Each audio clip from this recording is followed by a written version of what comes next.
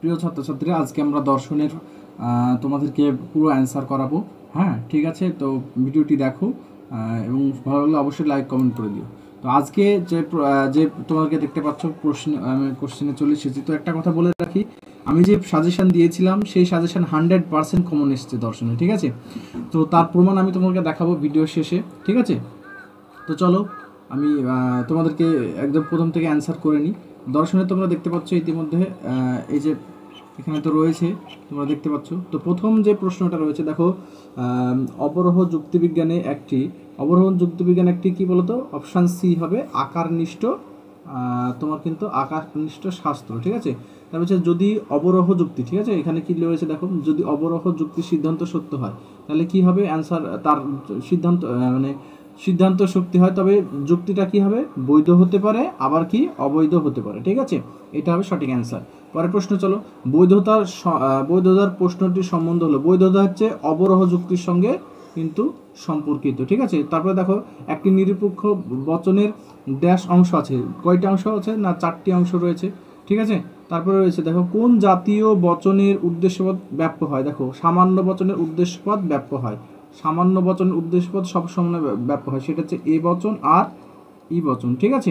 তারপরে চলো, তারপরে রয়েছে দেখো, এ বচনের বিপরীত বিরোধিতা, এ বচনের বিপরীত বিরোধিতা বচন হচ্ছে ই বচন, ঠিক আছে। ই বচন হচ্ছে এ বচনের বিপরীত বিরোধিতা বচন। তারপরে হচ্ছে একই উদ্দেশ্য বিধেয়যুক্ত ড্যাশ এবং ড্যাশ বচনের মধ্যে অধীন বিপরীত হয়, অধীন বিপরীত হয় আই বচন আর ও বচনের মধ্যে কিন্তু অধীন বিপরীত হয়, ঠিক আছে।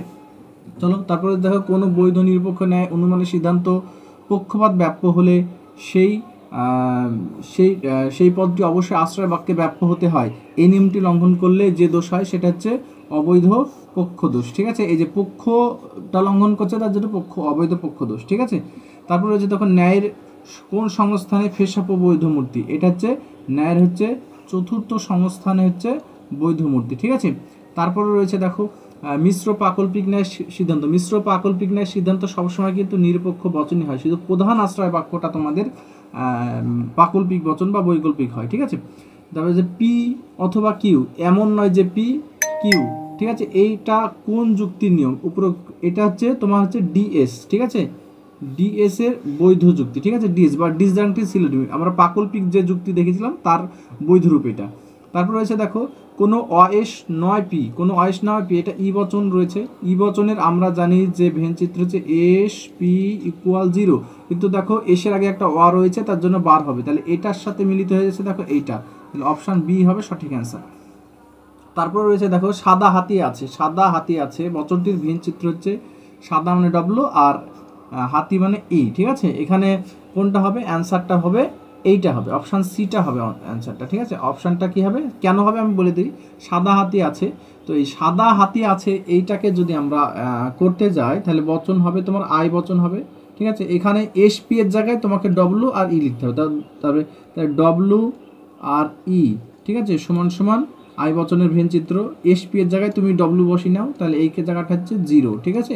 তাহলে নট ইকুয়াল 0, নট ইকুয়াল 0, তাহলে ডব্লু ই নট ইকুয়াল 0 কি এই জায়গাটা, এইটা হচ্ছে ডব্লু, তারপরে এটা হচ্ছে ই, ঠিক আছে, আর এটা হচ্ছে ই আর এটা হচ্ছে ডব্লু, তাহলে আর এটা হচ্ছে ডব্লু এবং ই দুটো আছে এখানে বার আর এইটাতে বার, তাহলে এই অংশটা হয়ে যাবে কি তোমার, যেহেতু এটা বিশেষ বচন তার জন্য এই অংশটা গুণ করে, এটা হচ্ছে সঠিক অ্যান্সার। তারপরে হচ্ছে দেখো, পি ভেল, তারপরে আছে পি ভেল দিয়ে আছে, তারপরে আছে পি নাল পি, যৌগিক বচন বাক্য সর্বদাই কি হয়, এই বচনের বাক্য সর্বদাই কিন্তু শতসত্য হয়, কি হয় শতসত্য রয়েছে, ঠিক আছে, সর্বদাই শতসত্য হয়। তারপরে আছে পি সত্য হলে পি ভেল এমন পি ভেল নট পি এর সত্য মূল্য কী হবে, অবশ্যই কিন্তু সত্য হবে। তারপরে আছে দেখো, পি যদি পি ভেল কিউ মিথ্যা হয় তবে পি নাল কিউ এর সত্য মূল্য কী হবে, তা অবশ্যই কী হবে সত্য হবে, ঠিক আছে।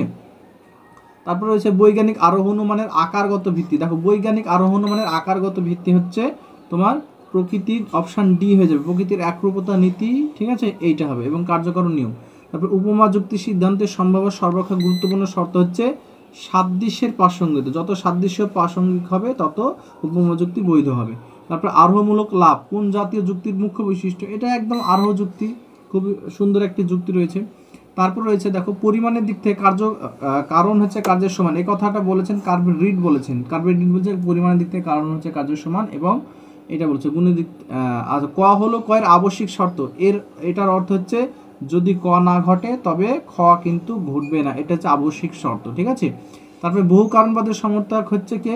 বহু কারণবাদের সমর্থক হচ্ছে মিল, এবং বেন হচ্ছে বহু কারণবাদের সমর্থক। তারপর হচ্ছে মিলের যে আরোহ পদ্ধতি অপ্রাসঙ্গিক ঘটনাকে বর্জন করে, সেটা হচ্ছে কি অন্যয়ী ব্যতিরিক্ত যুগ্ম পদ্ধতিতে অপ্রাসঙ্গিক ঘটনাগুলোকে কিন্তু বর্জন করে থাকে। তারপর হচ্ছে মিলের এই যে এই যে ঘটনাটা, এই যে আমরা দেখতে দেখো অপ্রাসঙ্গিক, এটা হচ্ছে অপ্রাসঙ্গিক ঘটনা, এটা প্রাসঙ্গিক ঘটনা, তাহলে এই ঘটনা যদি আমরা বর্জন করি তাহলে এই পদ্ধতিটা মিলের কোন পদ্ধতি? এটাও তাই, দেখো অন্যয় পদ্ধতি, এই যে অন্যয় পদ্ধতি। আচ্ছা, অন্যয় পদ্ধতির অপর নাম কিন্তু যুগ্ম পদ্ধতি, এটা রেখে রাখো, পরে কাজে লাগবে তোমাদের। তারপরে রয়েছে দেখো, এবার আমরা শর্ট প্রশ্ন চলে যাই। যুক্তির কয়টি অংশ? যুক্তির কী কী? যুক্তির হচ্ছে দুটো অংশ, ঠিক আছে, দুইটি অংশ রয়েছে যুক্তির। একটা হচ্ছে তোমার আশ্রয় বাক্য, আর 2 নম্বর হচ্ছে কি তোমার সিদ্ধান্ত, দুটি অংশ, ঠিক আছে। তারপর যুক্তির আকার বলতে কি বোঝায়? যুক্তির কাঠামোকে যুক্তির আকার বলা হয়, মানে যে কাঠামোয় যুক্তি গঠন করা হয় তাকে যুক্তির আকার বলা হয়। যুক্তির কাঠামোকে, ঠিক আছে, যুক্তির কাঠামোকে যুক্তির আকার বলা হয়, এটা সঠিক অ্যান্সার হবে এটা। তারপরে বচনের বিরোধিতা কাকে বলে? বচনের বিরোধিতা হচ্ছে একই উদ্দেশ্য ও বিধেয় থাকা সত্ত্বেও, বচনের বিরোধিতার সংজ্ঞা হচ্ছে এটাই যে একই উদ্দেশ্য এবং একই বিধেয় থাকা সত্ত্বেও যদি বচনের গুণ পরিমাণ অথবা গুণ পরিমাণের উভয় পার্থক্য থাকে তাহলে বচনদ্বয়ের মধ্যে যে সম্পর্ক তাকে বচনের বিরোধিতা বলা হয়। তারপরে হচ্ছে উভয় বচন একসাথে সত্য নয়, উভয় বচন একসঙ্গে সত্য নয় কিন্তু একসঙ্গে মিথ্যা হতে পারে, এটা হচ্ছে তোমার কোন বিরোধিতার এটি নিয়ম? এটা হচ্ছে তোমার বিপরীত বিরোধিতার নিয়ম। এ এবং ই বচন, এ এবং কি ই বচন যদি তোমরা দেখো তাহলে এটা একসঙ্গে সত্য নয় কিন্তু একসঙ্গে মিথ্যা হতে পারে, ঠিক আছে। যেমন কোনটা দেখো, এরকম আমি 4টে ছক এগিয়ে দিই তোমাকে বুঝিয়ে দিই বিষয়টা। সেটা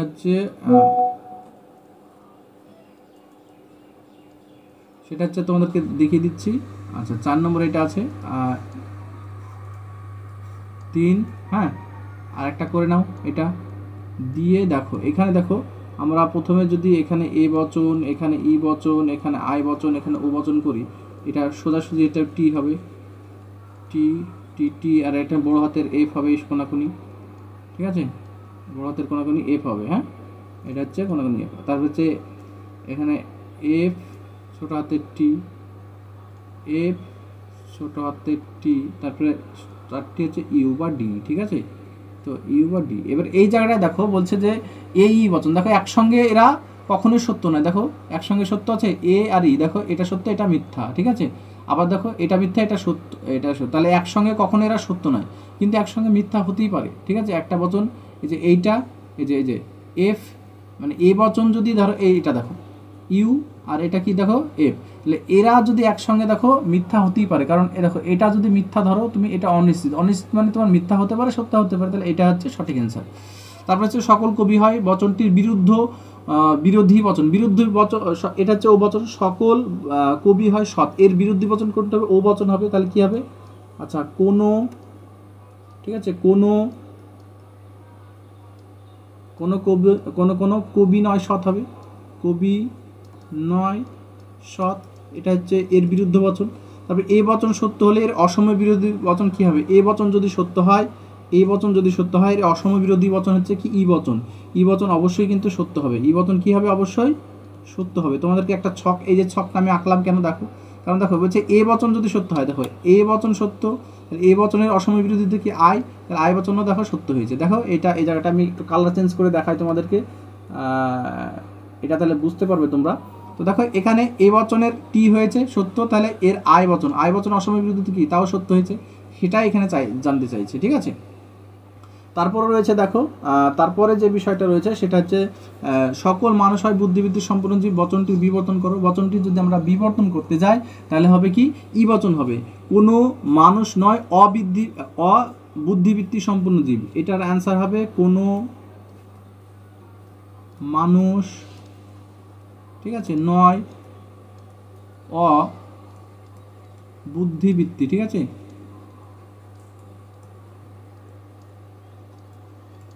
সম্পন্ন জীব, তাহলে এটা হচ্ছে অবৃদ্ধি, এটা হচ্ছে ও বচন হয়ে গেল, ঠিক আছে, সরি এটা ই বচন হবে, এটা কি বচন হবে, ই বচন।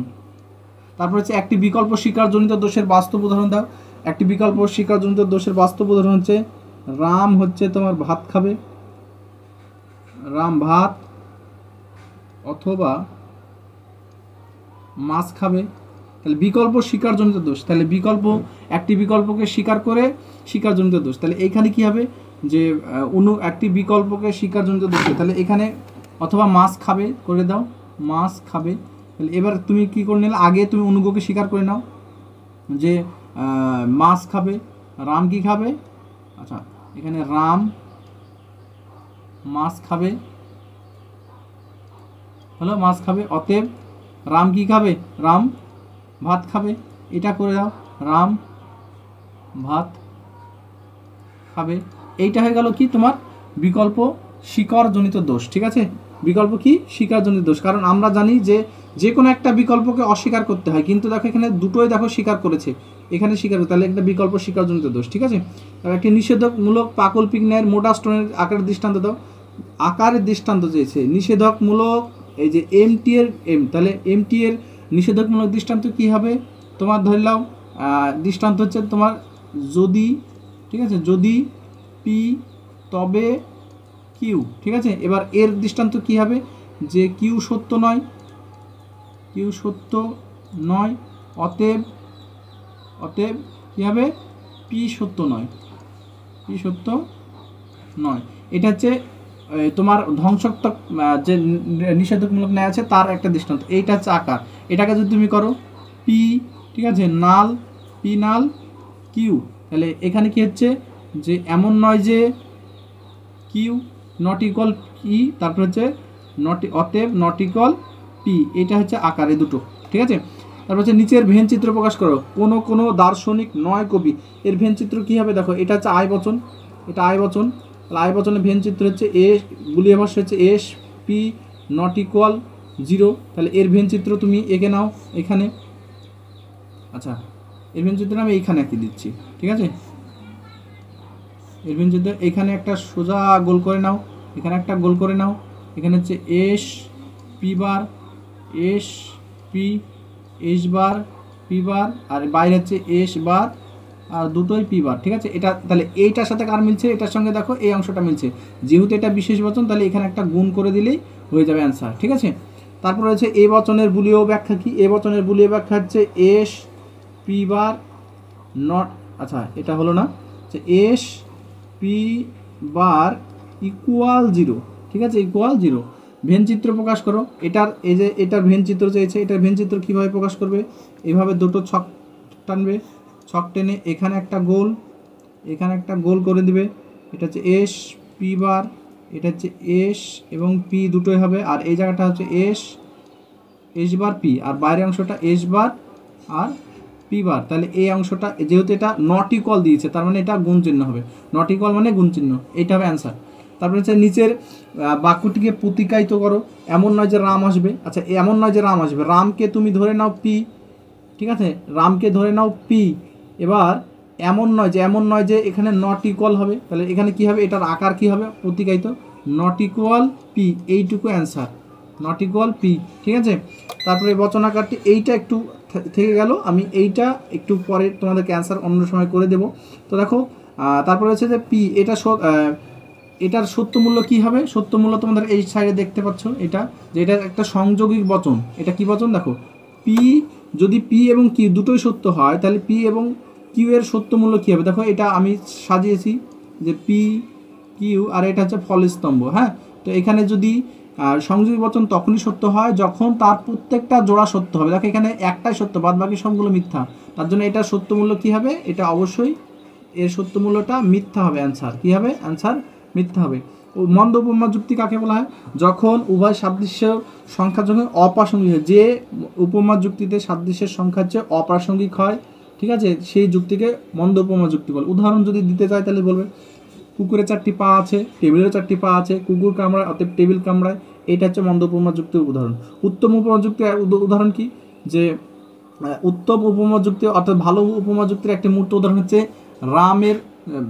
রামের জ্বর হয়েছে, ম্যালেরিয়া হয়েছে শিংকণা খেয়ে ভালো হয়েছে, শ্যামের ম্যালেরিয়া হচ্ছে শিংকণা গাছের ছাল খেয়ে ভালো গেছে। তো এইটা হচ্ছে তোমার ভালো বা উত্তম উপমা যুক্তি, ঠিক আছে। বৈজ্ঞানিক আরোহ অনুমানকে লৌকিক আরোহ অনুমান বলা হয় কেন, তার কারণ হচ্ছে এটার অ্যান্সার বলে দিই একটু। বৈজ্ঞানিক আরোহ অনুমানকে লৌকিক আরোহ অনুমান করা হচ্ছে কারণ এর যে সিদ্ধান্ত সেটা হচ্ছে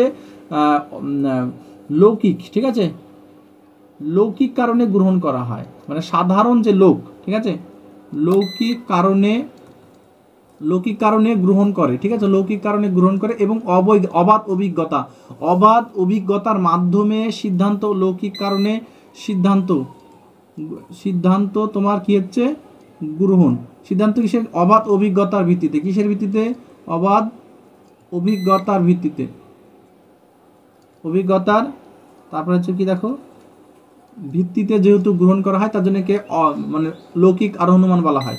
তারপরে দেখো আরোহ অনুমানের বস্তুগত ভিত্তি কি, আরোহ অনুমানের বস্তুগত ভিত্তি হচ্ছে পর্যবেক্ষণ এবং পরীক্ষণ, ঠিক আছে।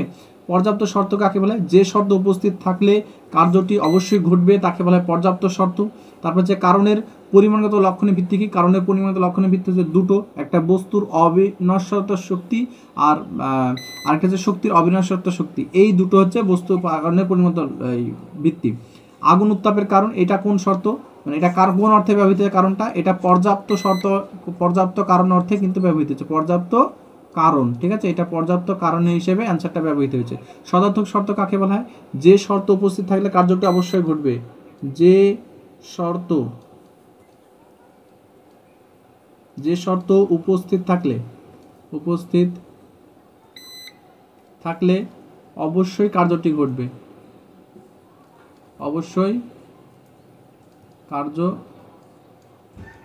ঘটবে, একে বলা হয় কি তোমার সদার্থক শর্ত। আচ্ছা, আমি যে সাজেশন দিয়েছি সেই সাজেশন এর দুদিন আগে ভিডিও দিয়েছিলাম, সেই সাজেশন থেকে 100% কমন চলেছে। তোমরা যদি আমার কাছে অফলাইনে পড়তে চাও তাহলে পড়তে পারো, আমি ভাদুরিয়া পাড়াতে পড়াই, ঠিক আছে। তো দেখো কি কি কমন এসেছে, আমি আগে কোশ্চেনগুলো দেখো। এই যে এই বচনটা পুরো, এই কোশ্চেনটা পুরো, পদের ব্যাপ্যতা বলতে কি বোঝায়, 4 প্রকার পদনে কোন পদ ব্যাপ্য এবং কোন পদ অব্যপ্ত, উদাহরণস্বরূপ লেখো। পদের ব্যাপ্যতার নিয়ম সংক্রান্ত, এইটা পুরোটা কমন। তারপরে রয়েছে দেখো এখানে একটু তর্ক বাক্য করতে বলেছে এবং কোন গুণ এবং পরিমাণ নির্দেশ করতে বলেছে। সাধুরা সবাই সবাই সাধু নয় যারা গির্জা, এটা ওবচন হবে, কোনো সাধু নয় যারা গির্জা নয়, কেবলমাত্র বুদ্ধিমানরাই তোমার কবি, তাহলে সকল কবি হয় বুদ্ধিমান, এটা উল্টো কেবলমাত্র থাকার জন্য উদ্দেশ্য চেঞ্জ হবে। দার্শনিকরা কখনোই সুখী হয় না, কোনো সুখী ব্যক্তি নয় দার্শনিক। তারপরে কিছু বন্য প্রাণী হিংস্র, কোনো বন্য প্রাণী হয় হিংস্র, এটা আই বচন হবে, ঠিক আছে। তাহলে এটা হচ্ছে তোমার ও বচন, এইটা হচ্ছে তোমার এ বচন হবে, উদ্দেশ্য চেঞ্জ হবে, এটা হচ্ছে ই বচন হবে, আর এটা হচ্ছে আই বচন হবে, ঠিক আছে। তারপরে হচ্ছে দেখো কেবলমাত্র পণ্ডিত ব্যক্তিরাই শিক্ষক, তাহলে এইখানে পণ্ডিত ব্যক্তিরা যে শিক্ষকটা রয়েছে, ঠিক আছে, কেবলমাত্র পণ্ডিত ব্যক্তিরা কেবলমাত্র দেওয়া যায়, উদ্দেশ্য চেঞ্জ হবে, তাহলে সকল শিক্ষিত ব্যক্তি হয় পণ্ডিত, এটা হবে তোমার বচন হবে। এর আবর্তন এবং বিবর্তন করতে হবে তোমাকে, বিবর্তন এবং আবর্তন করে নিবে। তারপর হচ্ছে সত্য, কিছু মানুষ সত্য কথা বলে, কোনো মানুষ হয় সত্যবাদী, ঠিক আছে, এটা হচ্ছে আই বচন হবে, আই বচনে বিবর্তন করবে, তার আবর্তন করে নিও। বৃত্ত কখনোই ত্রিভুজ হয় না, কোনো বৃত্ত নয় ত্রিভুজ, এটা ই বচন হবে, ই বচনের এবার তোমাকে আবর্তন এবং বিবর্তন করতে হবে। প্রভাবশালী ব্যক্তিরা সাধারণত অসাধু হয়, কোনো প্রভাবশালী ব্যক্তি হয় অসাধু, এটা আই বচন হবে, ঠিক আছে, এটা আই বচন হবে। আর এটা হচ্ছে তোমার কি এ বচন হবে, দিয়ে এর আবর্তন বিবর্তন করতে হবে। তো দেখো এটা এবার দেখো এখানে তোমাকে মূর্তির নির্ণয় করতে বলেছে, তো মূর্তির এইটা তুমি করে নিলে। তো এখানে আমি উদাহরণ দেখো, এইটা দেখো অব্যাপ্য হেতু দোষ আর অবাধ্য সাধ্য দোষ, এটা 4 4 8, এইখানেও কিন্তু কমন, ঠিক আছে। তার সাথে তোমাকে এই জায়গাটাও তুমি কমন পাচ্ছ, এই যে এই জায়গাটায় যে আবর্তন কাকে বলে, এইটাও কিন্তু আমার কমন ছিল। আবর্তন কাকে বলে, আই বচনে আবর্তন দৃষ্টান্ত, আবর্তন এই বচনে সরল আবর্তন সম্ভব নয় কেন, এটাও কিন্তু কমন ছিল। আমি সব কোশ্চেনগুলো দেখাচ্ছি তোমাদেরকে, ঠিক আছে। তারপরে রয়েছে দেখো এটা তো হয়ে গেল।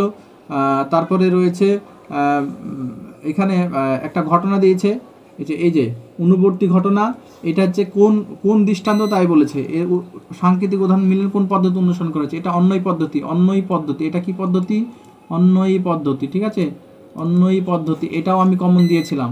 তারপরে দেখো যুগ্ম পদ্ধতি মানে অন্যই ব্যতিরেকী পদ্ধতি, এটাও আমি কমন দিয়েছিলাম।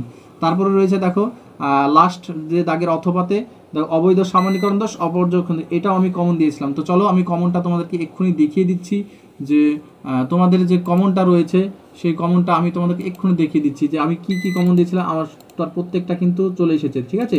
তো দেখো তোমাদেরকে আমি ফিলোসফি যে সাজেশন দিয়েছিলাম সেই সাজেশনে দেখো এই যে তোমাদেরকে দেখাচ্ছি, এই যে 3 নম্বর কোশ্চেনটা কমন চলে এসেছে, পদের ব্যাপ্যতা তোমাদেরকে যেটা বলছিলাম যে 3 নম্বর যেটা রয়েছে সেইটা কিন্তু এইটা পুরোটা কোশ্চেন চলে এসেছে, ঠিক আছে। পদের ব্যাপ্যতা, কোন পদ ব্যাপ্য এবং অব্যাপ্য, ঠিক আছে, এইটা চলে এসেছে।